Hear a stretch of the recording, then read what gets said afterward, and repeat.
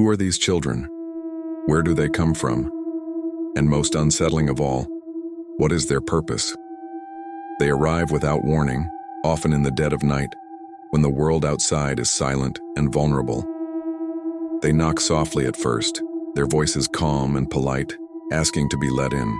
Those who have looked upon them speak of an overwhelming terror, a fear so primal it defies explanation. We are left being haunted by questions that have no clear answers, drawn into the unsettling mystery of the black-eyed children. When we picture children, we imagine joy and innocence. We see them running through open fields, laughing beneath a bright sun, their faces full of life and warmth. There is safety in their presence, a reminder of purity untouched by the cruelty of the world. Childhood is supposed to be a time of play and discovery, of scraped knees and wide-eyed wonder, of bedtime stories that always end with comfort and light. But for some, that innocence never comes.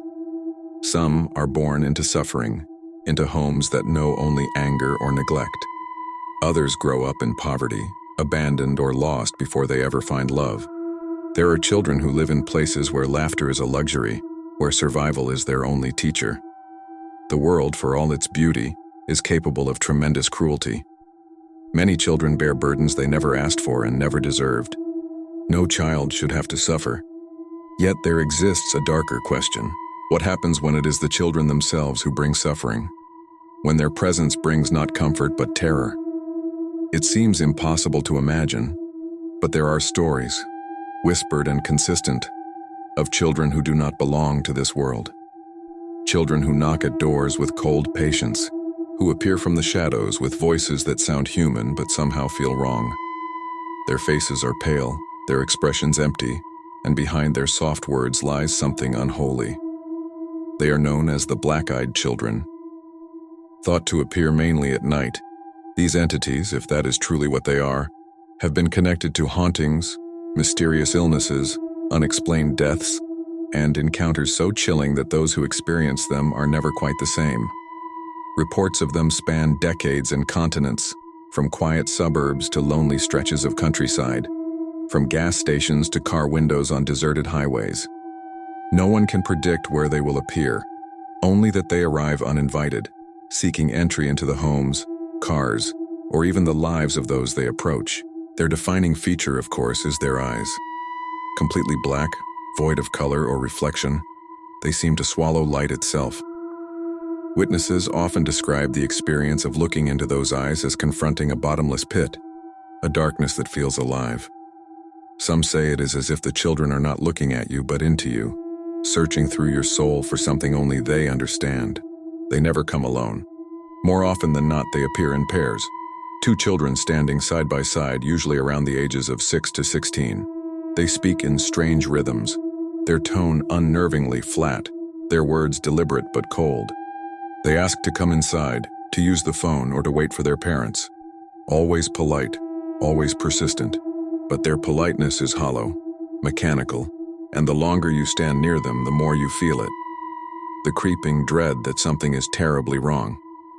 People who have encountered the black-eyed children describe an inexplicable sense of fear that rises without warning. It is not the fear of immediate danger, but something deeper, like a primal instinct warning you that what stands before you should not exist. Their voices carry an unnatural calm, their movements feel rehearsed, and their faces show no trace of emotion. They appear to mimic human behavior, but only enough to pass as familiar. Beyond that, there is nothing human about them at all. As unsettling as it sounds, they seem to be aware of the fear they create.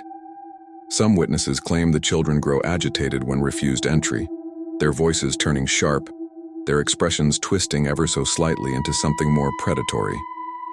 Others recall how time itself seemed distorted, how moments stretched unnaturally long as the encounter unfolded. And always, when the door finally closes or the car drives away, the silence that follows feels heavier than before. They vanish as quickly as they appear. No footprints, no trace. Just an aching sense of dread that lingers long after they are gone. The phenomenon has left countless people around the world questioning what these children truly are. Are they spirits, demons, or something else entirely? Could they be entities that wear the likeness of children to disarm and deceive us? Or perhaps they are a reflection of something much older, something born from our collective fear of the unknown. Whatever the truth may be, one fact remains. Those who have encountered the black-eyed children never forget. Their eyes, that inhuman void, etch themselves into memory like scars that will never fade. And for every person who dares to tell their story, there are others who remain silent, afraid that speaking of what they saw might somehow invite them back. The mystery of who they are, where they come from, and what they seek continues to haunt the imagination of all who hear their name. But the question that lingers most, the one that keeps people awake at night, is this: what happens if you let them in? The modern fascination with the black-eyed children began, as so many legends do, with a single story. In 1996, a man named Brian Bethel, a journalist from Abilene, Texas, shared an experience online that would ripple through the internet like a haunting whisper. His post, written with the raw honesty of someone still shaken to the core, described an encounter that blurred the line between the real and the unreal. At the time, he could not have known that his words would ignite a phenomenon, nor that countless others would come forward in the years to follow, claiming to have seen the same cold, black eyes staring back at them from the dark. It was a warm night in early spring. Bethel had parked his car outside a local movie theater on North 1st Street, intending to pay a bill before catching a late showing. The town was quiet, wrapped in the comfortable stillness that settles over small cities after sunset. Streetlights glowed faintly amber, the hum of distant traffic blending with the soft buzz of neon signs. Nothing about the moment felt unusual. Then came the knock. At first it startled him. 2 sharp taps on the window of his car. He turned to see 2 young boys standing just outside, illuminated by the pale orange glow of the streetlight. They looked ordinary enough, both dressed in hooded jackets and jeans. The older one, perhaps 12, stood slightly ahead of the younger, who appeared to be around 9. They seemed harmless, but there was something in the air, a stillness, a silence that felt too heavy for such a simple meeting. The older boy smiled faintly, his expression polite and rehearsed. He explained that they wanted to see a movie but had left their money at home. He asked Brian for a ride, insisting it wouldn't take long, that they didn't live far. His voice was calm, even friendly, but something in it felt off. It lacked the natural tone of a child speaking.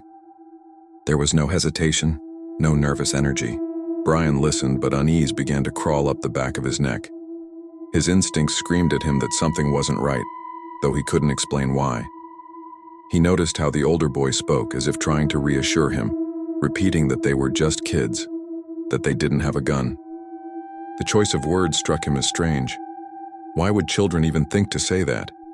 As they spoke, the night seemed to close in. Brian realized the street had gone eerily quiet. The wind had stopped, and the usual hum of the city felt muted.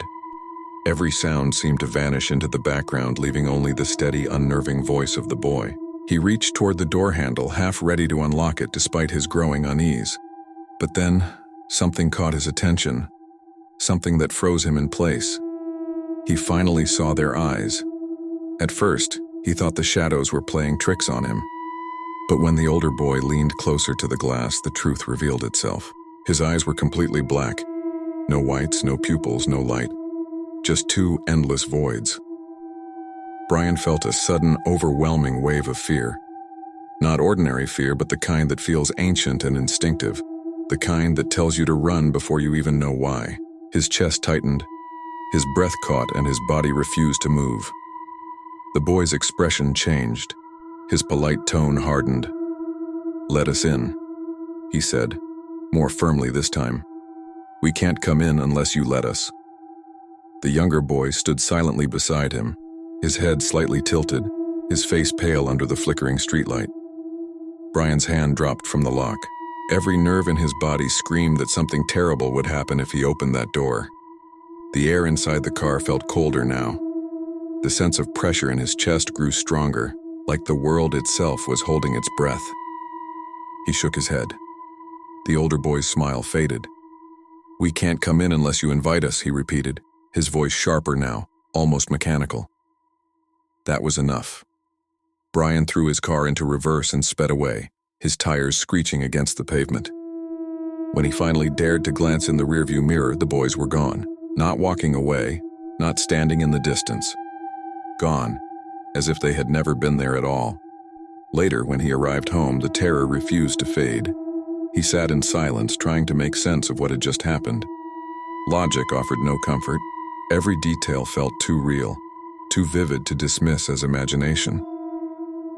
That night, he wrote down what he remembered. Days later, he posted it online, hoping for rational explanations. Instead, he found something far stranger. Others began to reply. Some shared eerily similar encounters. Children with pale skin and black eyes who knocked on doors late at night, who asked to be let in, who vanished when refused. Others confessed they had seen them too, but had stayed silent, afraid of being dismissed as crazy. Brian's story had given them permission to speak. His post quickly spread across early internet forums, from creepypasta threads to paranormal message boards. For many, it was the first time they had ever heard the term black-eyed children. But for others, it confirmed something they already knew, something they had been trying to forget. The description of the children was simple yet chillingly consistent. The older boy had pale, freckled skin and red hair. The younger one had darker features, olive-toned skin and curly hair. Their clothes were plain, almost outdated. But it was their eyes that defined them, black, depthless, reflecting nothing. Brian later described them as soulless orbs, like twin pools of midnight that seemed to absorb the light around them. In the years that followed, his story would become legend. It would be retold in books, documentaries, and countless online threads, each one adding new layers of fear. But perhaps the most unsettling part of Brian Bethel's encounter is not how unique it was, but how many others soon claimed to have seen the same thing. Across different states and even other countries, reports began to surface of children who appeared at doors, at windows, and along quiet rural roads. They always came in pairs. They always asked to be let in, and they always left the same lingering fear behind. The similarities were too precise, too detailed to ignore. By the early 2000s, the legend of the black-eyed children had taken root across the world. But even as more stories emerged, one question remained. Were these truly isolated encounters or the first signs of something far larger? Something that had been moving quietly through the shadows long before Brian Bethel ever wrote his post. As the years passed, Brian Bethel's story became the spark that set off a global wave of sightings. Across cities and small towns, in countries oceans apart, people began to share experiences that mirrored his own. The details varied only slightly, but the pattern remained the same. Two children, always pale, always polite, and always with those eyes, completely black, as if carved from the void. They came to doors and windows in the quietest hours of the night, speaking in calm voices that carried neither warmth nor emotion. They asked for help, for entry, for permission to come closer. And every witness described the same suffocating dread, the same unnatural silence, and the same feeling that something was terribly wrong. It didn't take long before new reports began to surface in places far from Texas. One of the most chilling came from the Pacific Northwest, in the city of Portland, Oregon. She had spent the day handling paperwork and tenant issues. Late in the afternoon, as the sun began to set behind the city skyline, she heard a knock at her office door. A young man stood outside, perhaps 16 or 17 years old. His clothes were neat, but strangely out of time. A plain hoodie, worn jeans, and a blank expression that didn't match his age. He asked to be let into one of the vacant units. His voice was flat, cold, and rehearsed. At first, she felt only mild suspicion, but then, as she met his gaze, she froze. His eyes were entirely black, glistening yet empty, absorbing the fading light. In that instant, she felt her entire body tense with primal terror. Her heart began to pound, her breathing quickened, and a sickening certainty settled in her stomach. She was in danger. The boy tilted his head slightly, repeating his request. His tone remained polite, but his presence radiated something unnatural, something that pressed against her chest and filled her mind with a heavy fog. She described the sensation as if her thoughts were no longer her own, as though he was reaching inside her mind. Her instincts took over. She slammed the door in his face and locked it, trembling uncontrollably. For hours afterward, she felt dizzy and disoriented. When she finally managed to call her daughter later that night, she learned that she was not the first person in Portland to see such a figure.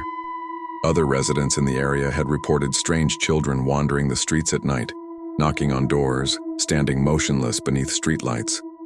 The black-eyed children had come to Oregon. Many who have studied the phenomenon believe these accounts suggest the beings are not limited to one region or one time period. Some theorize that they age, maturing from children into adolescence, learning to mimic human behavior more effectively, and perhaps even concealing their black eyes when they wish to blend in. Others argue that they never age at all, appearing to each generation as ageless harbingers of dread, haunting the same places decade after decade. Across the ocean, in the quiet countryside of Staffordshire, England, another story was beginning to take shape. The woods at Cannock Chase, known for their dense trees and fog-laden paths, had long been associated with strange occurrences. But beginning in the early 1980s, locals began reporting something far more disturbing. A young girl no older than 10 wandering the woods at dusk. Her eyes, witnesses said, were completely black. Those who encountered her claimed she called out for help, her voice trembling as if she were lost or injured. Yet when anyone approached, she would vanish into the mist. For years, reports of the black-eyed girl persisted. She appeared to hikers, drivers, and even park rangers, always in the same area, always crying for help. Some believed she was the spirit of a child murdered decades earlier by the infamous serial killer Raymond Morris, whose crimes had once stained the region in blood. Others believed she was something else entirely, a mimic, a trickster, wearing the form of an innocent to lure people deeper into the forest. In 2015, the legend of Cannock Chase drew international attention when a paranormal investigator named Tom Buckmaster claimed to have captured the girl on video. He and his team from Haunted Finders were conducting an overnight investigation when they saw a pale white figure standing between the trees. It appeared motionless, glowing faintly in the darkness as though illuminated from within. Through the camera lens, its shape was clearly that of a child. Moments later, they heard faint footsteps followed by a whisper captured on their spirit box. "We're watching. We're looking." The voice, they claimed, was unmistakably that of a young girl. The footage made headlines in the British press and quickly spread online. While skeptics dismissed it as a trick of light or clever editing, those who believed knew what they had seen. To them, the black-eyed girl of Cannock Chase was no mere ghost. She was part of something much older and far more sinister. Reports of black-eyed children share patterns that cross cultures and continents.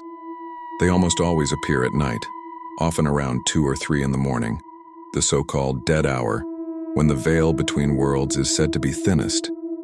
Many witnesses describe hearing a faint knocking or scratching before seeing them, as if the children are testing boundaries, searching for weakness. When they speak, their voices lack inflection. They sound human but hollow, like echoes of speech rather than true voices.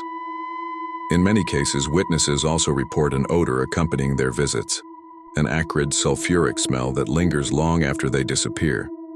The same smell has long been associated with demonic activity, UFO encounters, and unexplained manifestations. Paranormal investigators have drawn parallels between these sightings and reports of men in black, who are also said to appear suddenly, dressed plainly, and exude an aura of unnatural stillness. There are even accounts of black-eyed children being seen in vehicles with the men in black, their faces turned blankly toward the window as if observing humanity with distant curiosity. These connections have led some to suggest that the children are not spiritual at all, but physical entities, perhaps part of a larger coordinated presence that has existed for decades. The earliest known reports of similar figures date back to the post-war 1940s and 1950s, when sightings of pale children with dark eyes were recorded near military installations and airfields. These occurred during the same period as the alleged UFO crash at Roswell, New Mexico. Some researchers have speculated that the timing is no coincidence, that the black-eyed children may be connected to extraterrestrial phenomena or secret government experiments involving genetic manipulation. Whatever their origin, the consistency of the reports is undeniable. From America to the United Kingdom, from rural roads to city apartments, The same pale faces and soulless eyes continue to appear. Each story adds another layer to the mystery, and with every passing year, the boundary between folklore and fact grows thinner. And yet one truth remains constant throughout them all. Those who encounter the black-eyed children are never truly the same afterward. Their fear lingers. Their nights grow longer. And deep down, many begin to wonder not just who these beings are, but what they might want. Because if they are not human, and if they are not ghosts, then perhaps they are something far worse. Something that does not simply visit our world, but feeds on it. If there is one lesson repeated in nearly every account of the black-eyed children, it is this: never let them in. The stories warn of it again and again, as if the act of granting them entry breaks some unspoken law of nature. Yet for a few unfortunate souls, curiosity, compassion, or disbelief has outweighed instinct, and those who opened their doors have paid a terrible price. One of the most disturbing of these accounts comes from a small town in rural Vermont, nestled deep among snow-covered pines and winding country roads. The story belongs to an elderly couple who lived in quiet isolation, far from their nearest neighbors. It was a cold January night, the kind where snow absorbs all sound and the wind whispers through the trees like a voice half-remembered. The couple was asleep when the knocking began. At first it was faint, barely audible over the hum of the storm outside. Then came another, louder and more deliberate. The husband stirred, glancing at the clock. It was a little after 2 a.m. Few things good ever happen at that hour, yet something compelled him to get up. He shuffled to the window and peered through the frost-blurred glass. 2 small figures stood at the door, a boy and a girl. They were motionless, waiting patiently in the snow. Their clothes seemed old-fashioned, the kind one might see in photographs from the 1960s.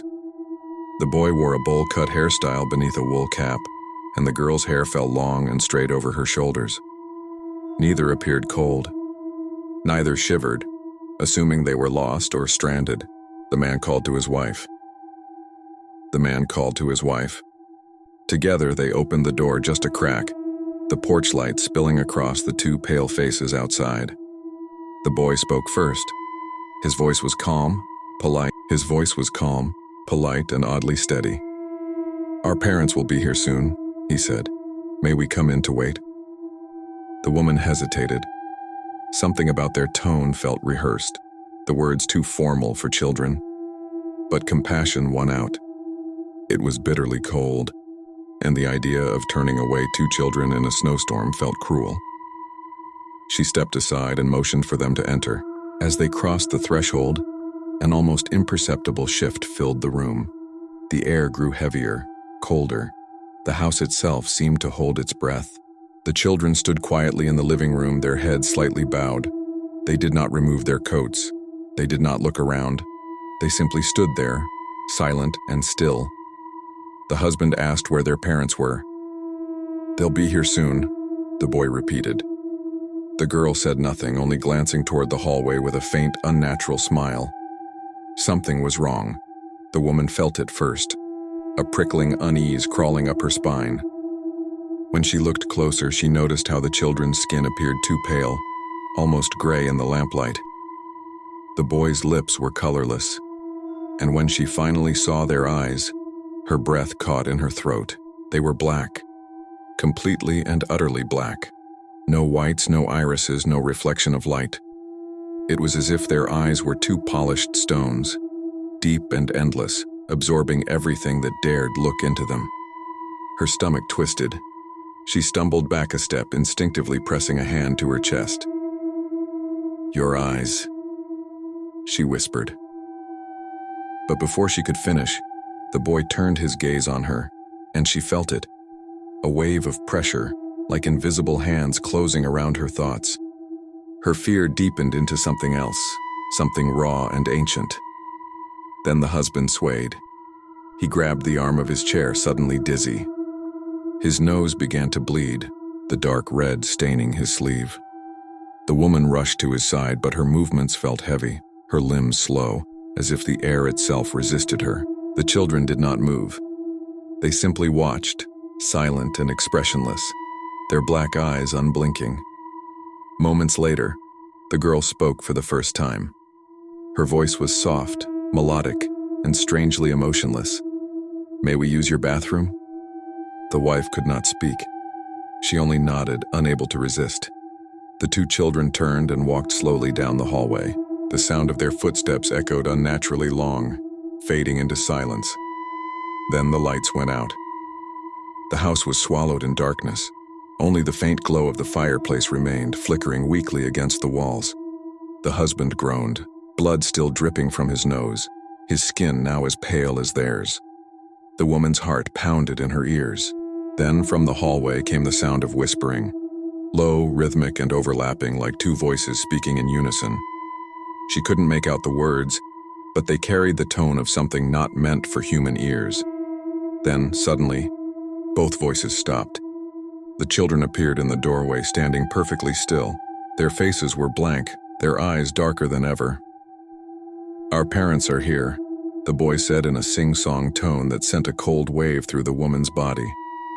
Before she could move or speak, the front door creaked open on its own. A rush of icy air swept through the house. The children stepped out into the snow, hand in hand. The woman followed just far enough to see what waited outside. A black car sat idling at the edge of the driveway, its windows tinted, its headlights dimmed. Two tall figures stood beside it, motionless, and dressed entirely in black. She couldn't make out their faces. The children climbed into the back seat, and the car rolled silently down the road until it vanished into the night. The lights in the house flickered back on 30 minutes later, but the silence that followed was unbearable. The couple sat in stunned disbelief, the events looping endlessly in their minds. In the days that followed, things grew worse. 3 of their 4 cats disappeared. The 4th was found dead, its body lying near the same spot where the children had sat on the sofa. Soon after, the wife began suffering from severe nosebleeds and dizzy spells. The husband's health deteriorated rapidly, and within months he was diagnosed with an aggressive form of skin cancer. Both insisted the encounter was to blame. The doctors, of course, dismissed the idea, but no medical explanation could erase what they had seen or how their home had changed. Even after the husband's passing, the woman claimed she could feel something in the house, a presence lingering in the corners, waiting, watching. Their story spread quietly through local circles, eventually making its way into the growing catalog of black-eyed children encounters. It became one of the most chilling examples of what might happen if you do what they ask, if you let them in. Those who have studied the phenomenon often point to this case as evidence that the children's intentions are far from harmless. Whatever they are, spiritual, demonic, or something beyond human understanding, they seem to require permission to cross certain boundaries. The act of letting them in may serve as an invitation, a form of consent that gives them access not just to your home, but to something far more personal. Some believe they feed on fear or life force, drawing energy from the living like parasites. Others suggest their victims are marked in some way, becoming part of a larger web of connection that binds all those who have ever seen them. Whatever the truth may be, the pattern remains. Once the invitation is given,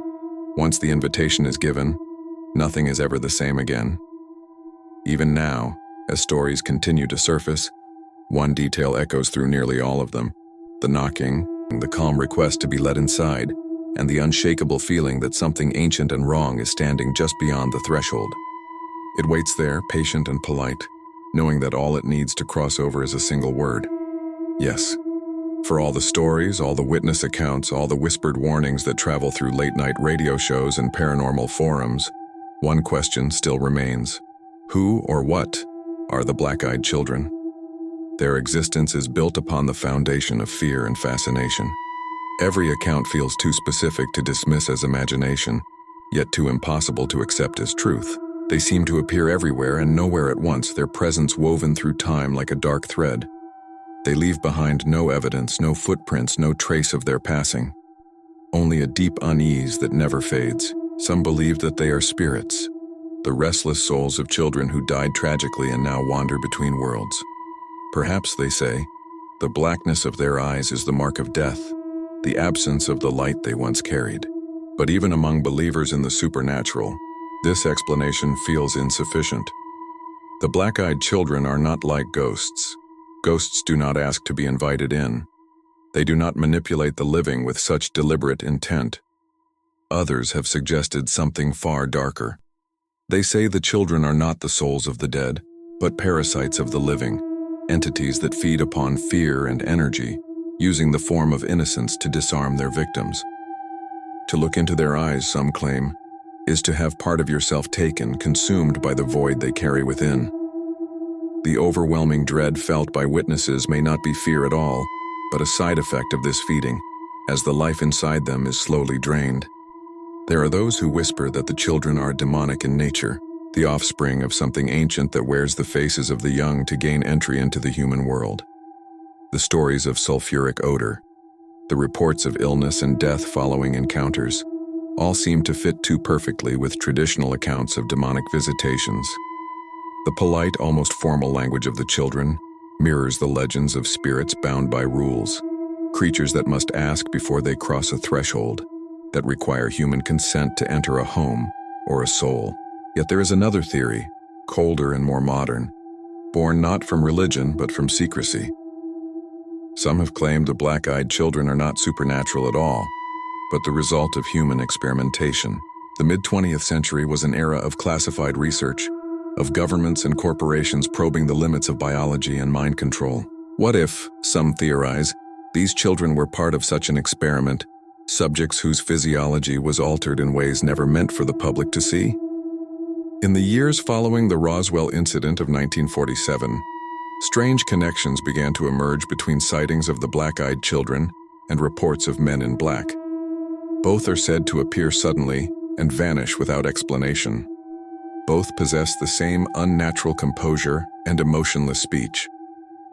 Witnesses have even described seeing the two together, the children stepping out of unmarked vehicles driven by silent men in dark suits. If this connection is real, what does it mean? Are the men in black caretakers, protectors, or perhaps captors of the black-eyed children? Or are they the same different faces of a single phenomenon? Some believe the children may not be human at all, but biological constructs, hybrids or emissaries of something extraterrestrial. Their black eyes, large and consuming, mirror descriptions of alien beings from countless abduction accounts. Their strange behavior, their monotone voices, even their fascination with gaining permission to enter, all could be attempts to mimic human behavior, to learn how we respond to fear and trust. If that is true, then every encounter is not an accident, but an experiment, a test. Scientists have tried to provide rational explanations for the phenomenon, though their efforts often raise more questions than answers. Some suggest a rare medical condition known as aniridia, in which the iris fails to develop, giving the eyes an abnormally dark appearance. Others point to pigment disorders, contact lenses, or hallucinations brought on by sleep paralysis and suggestion, but these explanations fail to account for the deeper similarities across decades of reports. The identical phrases, the matching behaviors, the inexplicable feelings of dread that precede every sighting. Even the skeptics, when pressed, cannot explain why so many people who have never met each other tell nearly identical stories. Perhaps the truth is not one answer, but many. Perhaps the black-eyed children are not bound to a single form or purpose, but instead represent something more abstract, an echo of humanity's oldest fear. The fear of the imitation of something that looks human but is not. Across every culture, from ancient folklore to modern cinema, this fear repeats itself. The changeling child, the doppelganger, the false face that hides the predator.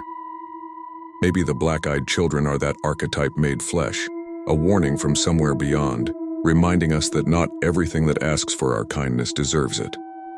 And yet, there are those who believe the encounters are increasing. Each decade brings new sightings, new photographs, new trembling voices recounting the same words whispered through a half-open door. Please let us in. Could they be multiplying? Or have they always been among us, their presence simply hidden in the spaces we choose not to see? There are investigators who claim to track the rise and fall of sightings, charting waves that peak every few years before fading again. Some travel to the sites where the children have appeared, setting up cameras and recorders, waiting through long, sleepless nights for even the faintest sound of knocking. They say that when the air grows still, when the crickets fall silent and the temperature drops suddenly, that is when they come. Sometimes a distant voice calls out, polite and calm. Sometimes a shadow passes just beyond the circle of light. But no one ever manages to record them clearly. No one ever gets the proof they are searching for. Perhaps that is the point. Maybe we are not meant to capture them, but only to fear them. Maybe the black-eyed children exist not to be understood, but to remind us of something ancient, that evil rarely announces itself with fire and noise. Sometimes it knocks softly, sometimes it smiles, sometimes it looks like a child, and so the mystery endures. No matter the explanation, ghost, demon, alien, or something in between, the truth remains out of reach.